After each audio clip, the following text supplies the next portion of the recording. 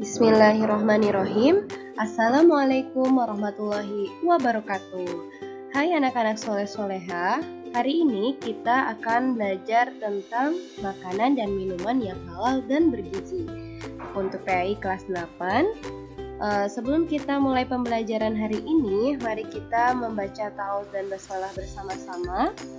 A'udzubillahi minasyaitonirrajim. Bismillahirrahmanirrahim. Oke, baik. Sambil disiapkan Al-Quran, buku paket, serta catatan dan alat tulisnya ya.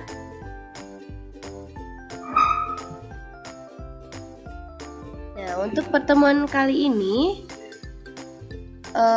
pembahasannya adalah tentang membaca dengan tartil Quran Surat An-Nahl ayat 114. Lalu selanjutnya adalah memahami isi kandungan ayat dan hadis terkait. Selanjutnya menghafalkan ayat An-Nahl ayat 114 serta menunjukkan perilaku senang mengonsumsi makanan dan minuman halal sesuai dengan ketentuan dalam Al-Quran dan hadis. Jadi ketika kita sudah mempelajari bab ini, Ibu harap kita semua sudah bisa menunjukkan perilaku yang menunjukkan bahwa kita sudah mengetahui dan kita senang gitu memakan dan meminum barang-barang yang halal seperti itu, makanan dan minuman yang halal, baik dan bergizi. Apa aja sih pembahasannya? Check it out. Kita lihat selanjutnya ya. Di sini Allah menciptakan segala yang ada di bumi ini untuk melengkapi kebutuhan manusia. Semua yang diciptakannya untuk manusia pasti bernilai. Tidak ada segala sesuatu yang diciptakan dengan sia-sia, tanpa ada manfaatnya. Allah selalu menginginkan kebaikan bagi makhluk yang mulia di muka bumi ini, yang bernama manusia. Karenanya, segala sesuatu yang dinilai buruk dan berakibat tidak baik bagi manusia akan diharamkan oleh Allah. Di antaranya adalah makanan dan minuman. Peringatan tersebut termaktub dalam Al-Quran ataupun hadis. Sangat penting bagi kita umat Islam untuk menjaga makanan dan minuman yang masuk ke dalam tubuh kita. Kenapa sih kita harus perhatikan apa yang masuk ke dalam tubuh kita, baik makanan maupun minuman? Mari kita perhatikan materi berikut ini.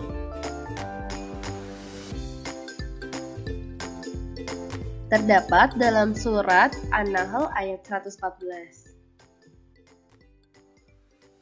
فَكُلُوا مِمَّا رَزَقَكُمُ اللَّهُ حَلَالًا طَيِّبًا وَاشْكُرُوا نِعْمَةَ اللَّهِ إِن كُنتُمْ إِيَّاهُ تَعْبُدُونَ.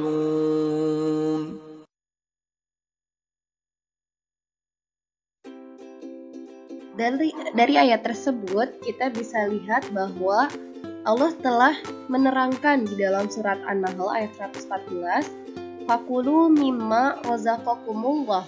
Maka makanlah rizki yang telah Allah berikan, halalan thayyiba, yang halal lagi baik, washkuru, dan bersyukurlah.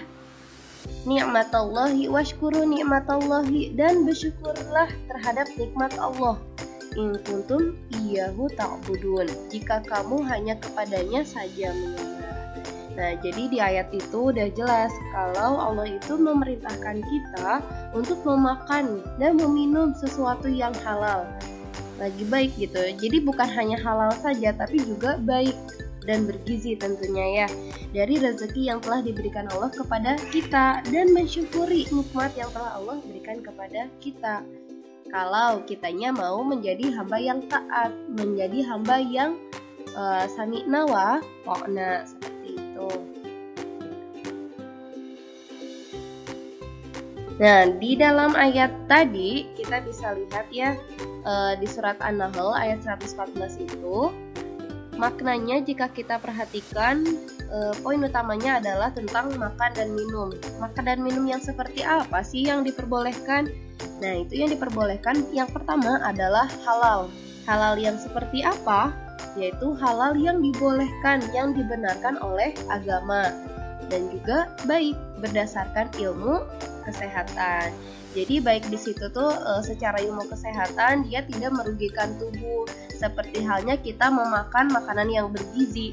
Jadi ketika kita makan makanan yang bergizi itu kadar kebutuhan tubuh kita akan terpenuhi seperti vitamin, kayak dari sayuran kayak gitu ya, kayak nasi, karbohidrat itu untuk apa? Untuk pembentuk tenaga gitu ya, sumber tenaga bagi tubuh kita, energi. Terus kayak daging, protein. Nah, protein dan kalsium, misalkan kalsium dari susu itu baik untuk apa? Untuk pertumbuhan tulang misalkan. Nah, jadi baiknya itu sesuai dengan ilmu kesehatan seperti itu. Nah, kalau kita lihat di hadis dalam halaman 27, hadis riwayat Abu Daud dan Ibnu Majah, yang artinya Mikdam bin Ma'dikari berkata bahwasanya Rasulullah SAW bersabda, ketahuilah bahwa aku Rasulullah SAW diberikan Alkitab, Al-Quran dan yang semisalnya bersama-sama dengannya, agar jangan sampai seseorang yang perutnya kenyang berada di atas singgasananya berkata, kalian mesti memegang Al-Quran ini, apa saja yang kalian dapati halal, maka halalkanlah, dan apa yang kalian dapati haram, maka haramkanlah. Ketahuilah, tidak dihalalkan bagimu keledai kampung, dan tidak dihalalkan pula semua yang bertaring dari kelompok binatang buas, tidak pula barang temuan orang kafir mu'ahad, kecuali jika pemiliknya tidak membutuhkannya. Hadis riwayat Abu Daud. Nah, jadi di situ salah satu hadisnya ya menerangkan ada poin-poin ketika kita akan memakan atau meminum sesuatu. Dan di sini bisa kita lihat kalau ada halal berarti ada haram gitu ya. Kebalikannya, haram itu sesuatu yang tidak diperbolehkan, yang sangat dibenci sama Allah gitu ya. Tidak diperbolehkan oleh agama. Nah, sebabnya apa sih? Kenapa makanan itu bisa diharamkan? Itu ada 2 jenis, tapi menurut dalil lain ada 3 gitu ya pendapatnya. Yang pertama adalah haram karena cara mendapatkannya, dan yang kedua adalah karena substansi barangnya. Untuk cara mendapatkannya, kenapa bisa haram? Nah, bisa kalian lihat, bisa disimak halaman 29 dalam buku paket kalian. Itu apabila makanan dan minuman yang kita konsumsi didapatkan dari usaha atau cara yang tidak halal, maka makanan dan minuman tersebut menjadi haram. Misalnya, uang yang didapatkan untuk membeli makanan dan minuman didapati dari hasil mencuri, menipu, riba, merampas harta anak yatim dengan batil, hasil korupsi, kolusi, dan nepotisme. Nah, bisa kita lihat kan banyak zaman sekarang itu para koruptor berkeliaran ya. Jadi mereka memakan uang rakyat gitu. Jadi bukan misalkan yang koruptor itu bapaknya gitu ya. Bukan hanya bapaknya saja yang haram makanannya, tapi bisa jadi anak-anaknya pun makanannya haram yang dimakan itu. Kalau uang yang didapati itu adalah dari uang haram, bukan hak miliknya gitu. Kayak koruptor kan mencuri kan ya. Nah, seperti itu. Nah, yang kedua adalah haram karena substansi barangnya. Haram dalam substansi barangnya dapat dikategorikan dalam 2 macam, yaitu jamad atau benda mati dan hayawan atau hewan. Oke, jadi kita bisa lihat barangnya apakah itu memang barangnya haram atau tidak. Barang haram juga hewan, misalkan ya kayak kita makan dari daging itu daging apa dulu, kita harus nyari tahu dulu, jangan asal makan, tapi perhatikan si daging tuh ternyata daging apa nih gitu. Apakah daging sapi, apakah daging babi, apakah daging keledai. Nah, harus diperhatikan dulu, jangan asal makan gitu ya.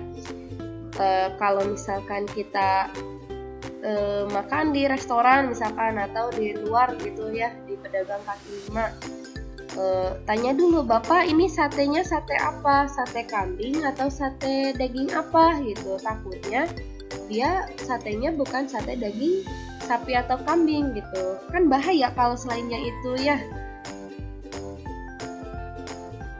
ayat حرمت Al-Maidah. عليكم الميتة والدم ولحم الخنزير وما أهل لغير الله به والمنخنقة والموقوذة والمتردية والنطيحة وما أكل السبع إلا ما ذكيتم وما ذبح على النصب وأن تستقسموا بالأزلام ذلكم فسق اليوم يئس الذين كفروا من دينكم فلا تخشوهم واخشون اليوم أكملت لكم دينكم وأتممت عليكم نعمتي ورضيت لكم الإسلام دينا فمن اضطر في مخمصة غير متجانف لإثم فإن الله غفور رحيم. Shadaqallahul azim. Nah, jadi di ayat Al-Maidah ayat 3 ini itu ada haramnya makanan karena substansi barangnya itu. Kalau di sini dijelaskan ada 10 macam hewan yang tidak bisa kita makan gitu dagingnya. Sini bisa dilihat ya, diharamkan bagimu memakan bangkai, darah, daging babi, daging hewan yang disembelih atas nama selain Allah, yang tercekik, yang terpukul, yang jatuh, yang ditanduk, dan diterkam binatang buas kecuali yang sempat kamu menyembelihnya, dan diharamkan bagimu yang disembelih untuk berhala. Jadi kalau kita temui ada daging ayam gitu, kalau dari jenisnya hewannya itu sebenarnya halal gitu ya, daging ayam. Tapi kita lihat lagi daging ayam itu cara pengolahannya seperti apa? Apakah dipotongnya itu pakai bismillah dulu apa enggak gitu. Kalau misalkan dipotongnya itu tidak memakai bismillah atau tidak dengan menyebut nama Allah gitu ya, itu hati-hati bisa jadi haram. Makanya kita harus perhatikan hal seperti itu. Memang kita kan kalau makan teh kadang biasanya makan tinggal makan gitu ya.